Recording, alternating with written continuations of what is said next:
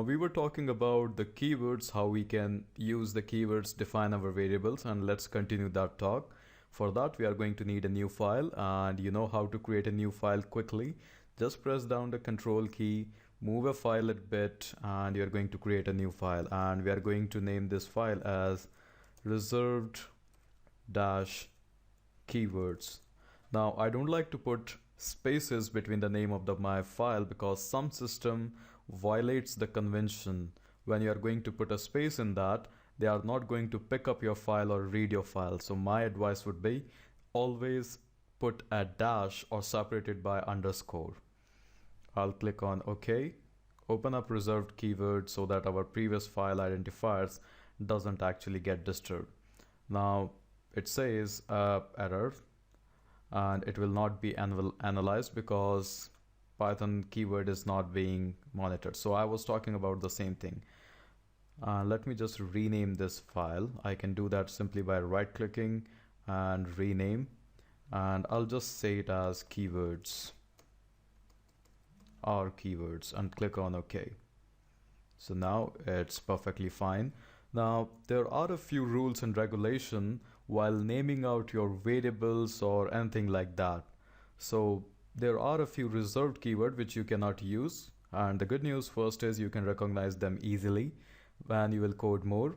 A quick hint is all of the Python keywords contain lowercase letters only. So let's write all of them so that you can see what are those, and you can see as I write them the color gets changed. So this is the end, and then we have got assert. You can see Python is helping us out. Break, then there is a class, then there is a continue, then there is a define, and then there is a del. And all of these keywords are not available for our use because all of them have some specific purpose which we are going to cover up. And then there is a elif which we are going to cover up in the few upcoming videos. Else, then there is a exception, and there is a except, and there is a exception. It's not being highlighted because I'll just write it again. Except, and I just hate these automatic fillings, but it's quite a lifesaver in most of the cases. So you can see now it's changing the color. Except, then we have got exec, this is for execution. Then we have got the finally keyword, then we have got a for, and then we have got one more, the from, then we have got global, then we have if, then we have got import, which is quite a useful one in a lot of cases. Then we have got in, is, these are really powerful one. A newly added is lambda.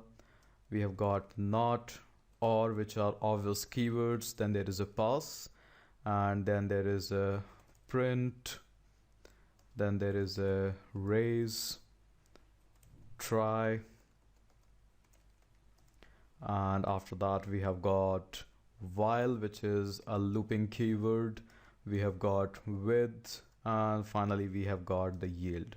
So these are the list of all the keywords which you should avoid using as a variable or maybe a class name. Now you don't need to memorize all of these, you just have to go through just once, just take them out in front of your eyes, and later on when you will code you will encounter all the situations where you will automatically not use all of this. So once I'll make these as a comments so that you can have all of them. I'll just save this file and will give you this file so that you can take advantage of these files.